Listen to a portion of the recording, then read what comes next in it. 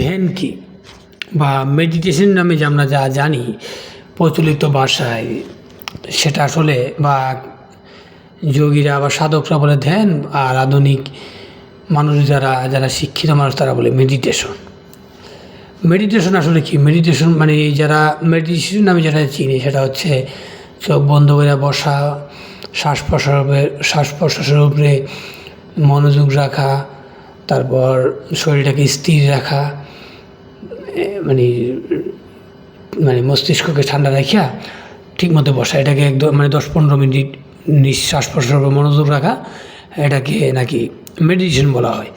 তো এই মেডিটেশন করলে কী হয়? মেডিটেশন করলে নাকি রাগ নিয়ন্ত্রণে আসে, ক্রোধ নিয়ন্ত্রণে আসে, তারপর মস্তিষ্ক স্থির হয়, সে অনেক ধৈর্যশীল হয়, ঠান্ডাশীল হয়। এগুলো হচ্ছে যারা মেডিটেশন করে তাদের যে মন্তব্য বা তাদের যে উত্তর। কিন্তু আদৌ কি মেডিটেশন করলে কি ধ্যান মেডিটেশন করলে কি রাগ নিয়ন্ত্রণে আসে? মন কি শান্ত হয়ে যায়? নাকি রাগ কি নিয়ন্ত্রণে আসে বলে রাগ কি কমা যায়? এগুলো কি আদৌ কোনো বৈজ্ঞানিক কোনো ব্যক্তি আছে?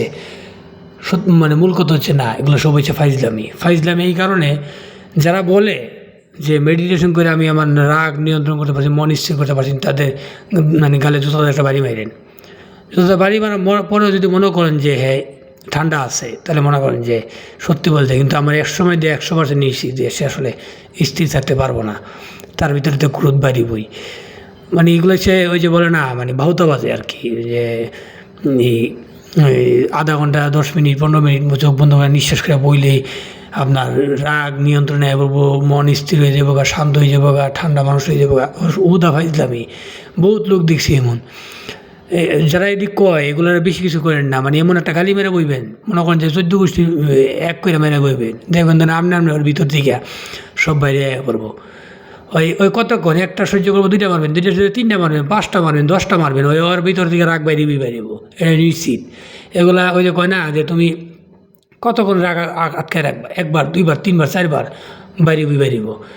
এগুলো আসলে বাহুতাবাজি, যে মেডিটেশন নামে যেটা বলা হয়। যাই হোক, আর ধ্যান কী তাইলে? সাধক যারা যেটা বলে ধ্যান হচ্ছে যে মূলত যে নিজের যে অচেতন মন আছে, সে অচেতন মন থেকে নিজের সত্তাকে ধীরে ধীরে দূরে নিয়ে আসা।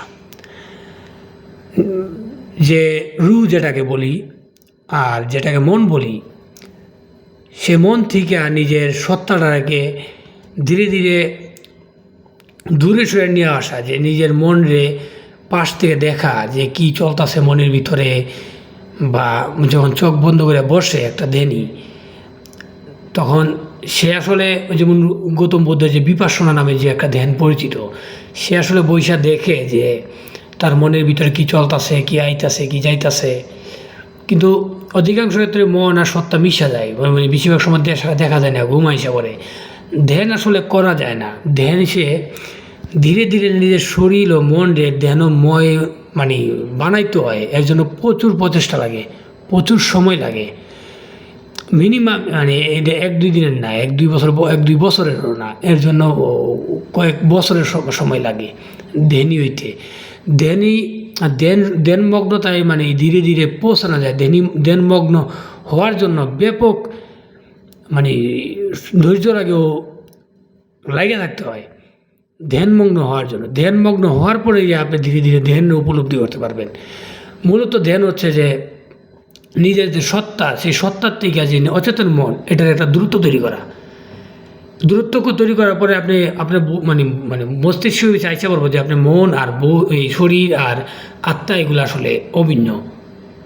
এই উপলব্ধিগুলো আইতে আপনার মিনিমাম, যদি সত্যি কেউ যদি আপনার কোনো গাইডলাইন থাকে, যদি প্রকৃত গুরু থাকে, তাহলে আপনার খুব দ্রুত হয়তো আইতে পারে। নাহলে আপনি মিনিমাম 4 থেকে 5 বছর সময় লাগতে পারে ধ্যানমগ্ন হইতে গেলে। ধ্যানমগ্ন হওয়ার পরে আপনার ধ্যান উপলব্ধি করে ধীরে ধীরে পরে ধ্যানশীল ধ্যান আসলে কি অনুভব করতে পারবে। যেটা আপনাদের বোঝাতে পারছি না, মোটা থাকে ধ্যান আর মেডিটেশন মূলত আলাদা। ধ্যান হচ্ছে নিজের অচেতন মনের সাথে নিজের সত্তার দূরত্ব তৈরি করা, ধীরে ধীরে নিজের মনরে দেখা যে নিজের মনের ভিতরে দৈনন্দিন দিনে কি আয়ে যায়, মানে কখন কি আইতাছে কখন কি যাইতাছে এগুলোকে অবজার্ভ করার জন্য সেটা হচ্ছে মানে সত্তা বা রূহ। আর ওই স্থিতিতে পৌঁছাতে গেলে ধ্যানমগ্ন হইতে হয়। এটা 1-2 দিনের বিষয় না, 1-2 বছরের বিষয় না, এটা অনেক বড় প্রচেষ্টা লাগে। আপনার যখন সেই মন থেকে বা আপনার এই সত্তা যখন দ্রুত তৈরি হইব, তখন আপনার ভিতরে শূন্যস্থান তৈরি হইব, আপনার ভিতরে যে খালি জায়গা তৈরি হইব। সেই খালি জায়গা মানে আপনি হজম করতে বা এগুলাকে মোকাবেলা করতে আপনার প্রচুর উদাসীনতা তৈরি হইব। মানে ভিতরে কোনো ভাল লাগবো না, খাইতে ভাল লাগবো না, ঘুমাইতে ভালো মনে এক ধরনের উদাসীনতা তৈরি হয়ে যাব, এক ধরনের তিক্ততা, এক ধরনের বিরক্তি তৈরি হইব। যখন মনের সাথে আপনার সত্তার একটা দূরত্ব তৈরি হইব বা রুর একটা দূরত্ব তৈরি হইব, তখন আসলে আপনার ভিতরে মানে চরম এক বিতৃষ্ণা তৈরি হইব। বিতৃষ্ণা এই জন্য তৈরি হইব কারণ আপনার ওই যে বলে না, মনে হয় যে সব কিছু মানে স্তব্ধ হয়ে গেছে, সব বন্ধ হয়ে গেছে, সব কিছু ভিতরে মানে কেমন জানি একটা হয়ে যাবে না, সব জ্যাম লাগিয়ে গেছে, হঠাৎ করে উনি কেমন যেন হয়ে গেছে ভিতরে, এমন একটা উপলব্ধি হইব। কিন্তু এই শূন্যতাটা আসলে আপনি যদি মানে অধিকাংশ মানুষ সেই বিষয়গুলো আসলে মোকাবেলা করতে অনেক সমস্যা তৈরি হয়, কারণ সেই শূন্যতাটা বা সেই তিক্ততাটা আসলে মানে বুঝতে পারে না সেটা আসলে কী। কিন্তু ওই শূন্য যদি ধীরে ধীরে শূন্যতা বাড়ান, তাহলে আপনার মনের থেকে আপনার সত্তার দূরত্ব দিন দিন বাড়তে থাকবে। যত সত্তার দূরত্ব বাড়তে থাকবো, তত আপনার উপলব্ধির ক্ষমতা আরও ধীরে ধীরে মানে ব্যাপক আকার ধারণ করবো। সব কিছু মানে প্রজ্ঞা বলেন বা উপলব্ধি বলেন, দৃষ্টিভঙ্গি অনেক স্বচ্ছ হয়ে যাবে। এটা যারা করতে পারে বা ধীরে ধীরে যারা যেতে পারে, তারা আসলে কিছুটা মানে অনুমান করতে পারে, কিছুটা হয়তো বোঝাইতে পারছি। ধন্যবাদ সবাইকে।